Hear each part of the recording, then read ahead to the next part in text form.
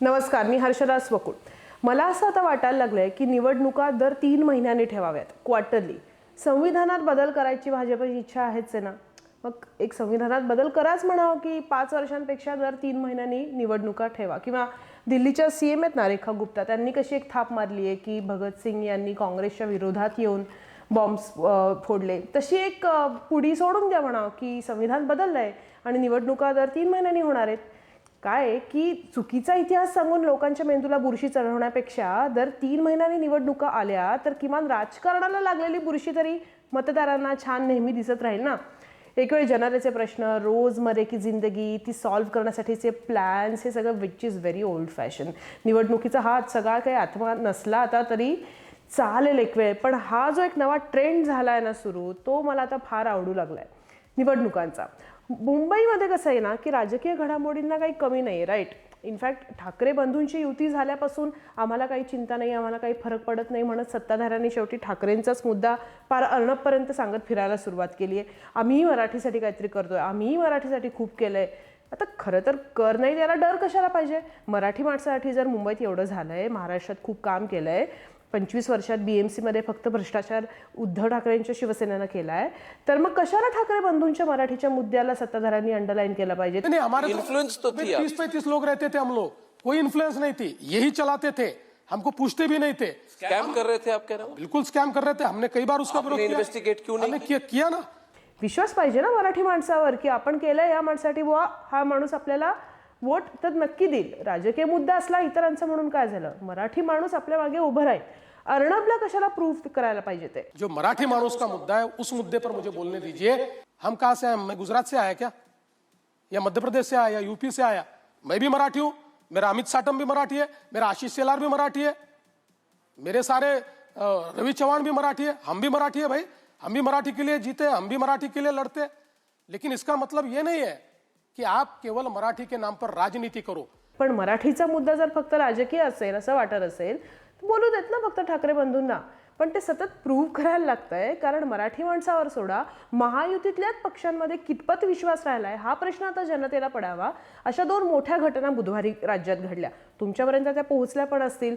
त्या घटना काय आहेत नव्यानी हे खरं तर खूप डिटेलमध्ये जाऊन सांगावं का नको असं मला वाटत होतं, पण त्याचे पुढचे अपडेट्सही बरेच आलेत. सो मला असं वाटलं की हा व्हिडिओ नक्की करावा, म्हणजे आत्ता कुठल्या लेवलला अजून खाली जायचं राहिलंय तेही मतदारांना कळेल. एक घडली घटना अंबरनाथमध्ये, दुसरी घडली आहे अकोटमध्ये.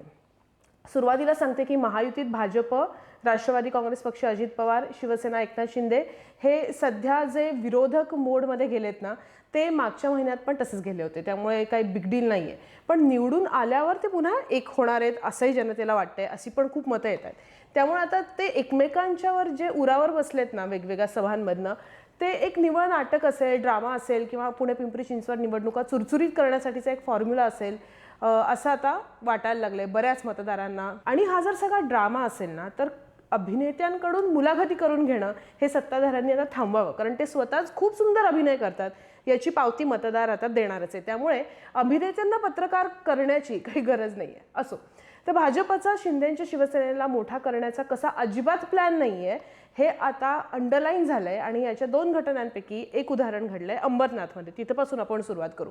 खुद्द एकनाथ शिंदे यांचा बालेकिल्ला म्हणजे ठाणे जिल्ह्यात एकनाथ शिंदेचे पुत्र श्रीकांत शिंदे यांच्या कल्याण मतदारसंघात असलेल्या अंबरनाथ नगर परिषदेत 35 वर्षात पहिल्यांदा शिवसेनेला तिथे सत्ता गमवावी लागली आहे. आणि तीही कुठल्या विरोधी पक्षामुळे नाही, तर आपल्याच मित्र पक्षामुळे, महायुतीतल्याच घटक पक्षामुळे, भाजपमुळे. आणि हाईट म्हणजे शिंदे सत्तेपासून दूर राहावेत यासाठी भाजपनं तिथे जराही मागे पुढे बघितलं नाही. ज्या नेहरूंचा रोज उद्धार केल्याशिवाय भाजपच्या मुख्य नेत्यांचा दिवस सुरू होत नाही, त्या काँग्रेसलाच भाजपनं तिकडे जवळ केलंय. कसं झालं की अंबरनाथ नगर परिषदेच्या 59 जागांसाठी 20 डिसेंबरला मतदान झालं. या नगर परिषद निवडणुकांमध्ये स्थानिक पातळीवर कुठली युती आघाडी झाली नाही, म्हणजे प्रत्येक पक्ष स्वतंत्रपणे लढला. त्याचा निकाल आला 21 तारखेला. त्यावेळेस काय निकाल आला की एकनाथ शिंदेच्या शिवसेनेला 23 जागा मिळाल्या, पण बहुमतापासून मात्र ती दूर राहिली. त्या पाठोपाठ भाजपला 16 जागा, काँग्रेसला 12 जागा आणि अजित पवारांच्या राष्ट्रवादीला 4 जागा जिंकता आल्या. आता लक्षात घ्या की नगर परिषदेत जरी सर्वाधिक नगरसेवक शिंदेंचे निवडून आले असले तरी त्या नगर परिषदेचा जो हेड असतो, ज्याला म्हणतात नगराध्यक्ष, तो येतो थेट जनतेतून निवडून. लोकांनी वोट करून त्याला निवडून दिलंय. आता हे का झालं तर राज्य सरकारनेच असा निर्णय घेतला होता की राज्यातल्या सगळ्या नगर परिषदा आणि नगरपंचायतींच्या नगराध्यक्ष पदाची जी निवड होईल ती थेट जनतेतून करण्याचा हा निर्णय घेतला होता. महत्त्वाचा निर्णय होता आणि या निर्णयामुळेच अंबरनाथमध्ये 20 वर्षांनंतर पहिल्यांदा जनतेतनं नगराध्यक्ष थेट मतदानाद्वारे निवडला गेला. त्यामुळे 21 डिसेंबरला जो निकाल लागला त्यात भारतीय जनता पक्षाच्या तेजश्री करंजुले पाटील यांनी शिवसेनेच्या शिंदे गट उमेदवाराचा पराभव केला आणि थेट त्या नगराध्यक्षपद त्यांनी पटकावलं. आता बघा, खरं तर खुद्द नगराध्यक्ष भाजपचं असल्यामुळे भाजपने शिंदेंना तिकडे त्रास देण्यासाठी कुटाणे करण्याची काहीच गरज नव्हती. पण तरी ते भाजपनं का केलं? कारण बहुमताचे नगरसेवक भाजपचे असतील तर त्याचे पक्ष वेगळे असतात ना. फक्त नगराध्यक्ष आपला असून चालत नाही, तर नगरसेवकांचं बहुमत ज्या पक्षाकडे, त्या पक्षाला स्टँडिंग कमिटी किंवा प्लॅनिंग कमिटी म्हणजे स्थायी समिती किंवा नियोजन समिती यांचं अध्यक्षपद मिळतं. म्हणजे स्थानिक नियोजनावर होल्ड येतो. नगराध्यक्षांकडे सभेचे विषय ठरवण्याचे अधिकार असले तरी सुद्धा प्रस्ताव मंजूर करण्यासाठी बहुमत लागतं. बहुमत असलेल्या सत्ताधारी गटाला नगर परिषदेच्या ॲडमिनिस्ट्रेशनवर वचक ठेवता येतो. हे सगळे पक्ष आहेत.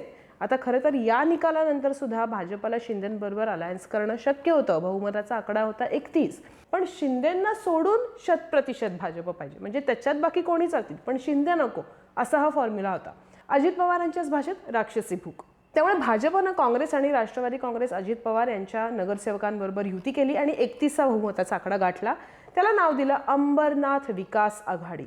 इंडियन एक्सप्रेसच्या बातमीनुसार या आघाडीनं ठाणे डिस्ट्रिक्ट कलेक्टरला भाजपचे अभिजित गुलाबराव करंजुले पाटील हे आघाडीचे प्रमुख असतील असं सुद्धा पत्र पाठवलं. आता ह्या बातम्या आऊट झाल्या. त्यानंतर ऑब्व्हियसली खूपच गजब झाला काल आणि मग युती वादात आली. मुख्यमंत्री देवेंद्र फडणवीस लगेच ॲक्शन मोडला आले. त्यांनी सांगितलं की काँग्रेसबरोबर युती काहीही झालं तरी होणार नाही, आम्ही कारवाई करू. सगळ्यांच्या नजरा त्याच्यानंतर होत्या की भाजप आता काय कारवाई करणार.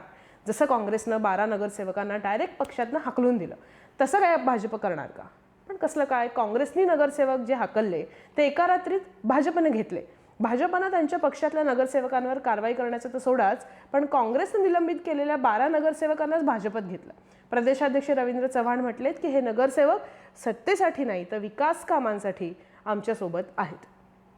मला एक कळत नाही की देवेंद्र फडणवीसांना राजकारणात जर चाणक्य म्हणत असतील तर ही आघाडी अशी काहीतरी होतीये. या आघाडीचं लेटर कलेक्टरला गेलंय. शिवसेनेला सत्तेसाठी असं लांब ठेवलं जाणार आहे याची यत्किंचितही कल्पना त्यांना नसावी. पार्टी अंडर इतकी डेमोक्रेसी आहे की देवेंद्र फडणवीसांना विश्वासात न घेता भाजप ठरवतं की काँग्रेसबरोबर युती करायची. अशाही बातम्या येत आहेत की शिवसेना खरं तर भाजपला युतीसाठी विचारत होती पण तेही भाजपनं नाकारलं.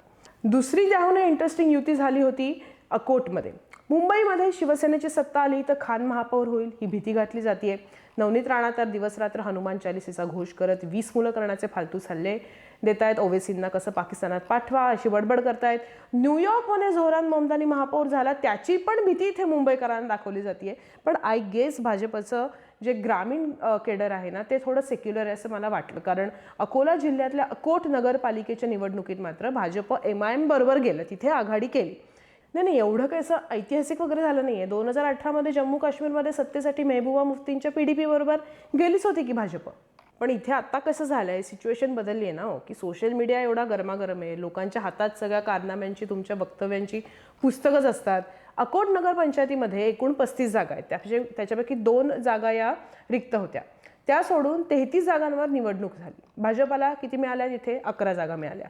पण स्वबळावर सत्ता स्थापन करण्यात त्यांना यश आलं नाही कारण तेवढ्या जागा नव्हत्या.